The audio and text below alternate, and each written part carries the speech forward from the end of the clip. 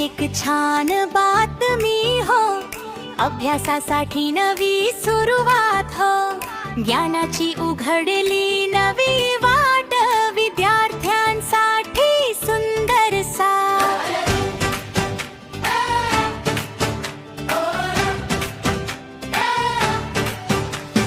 खैरे सरांनी घेतला ध्यास, विद्यार्थ्यांसाठी सुरू केला क्लास. 5वी ते 10वी पर्यंत अभ्यास, यशासाठी खासच खास.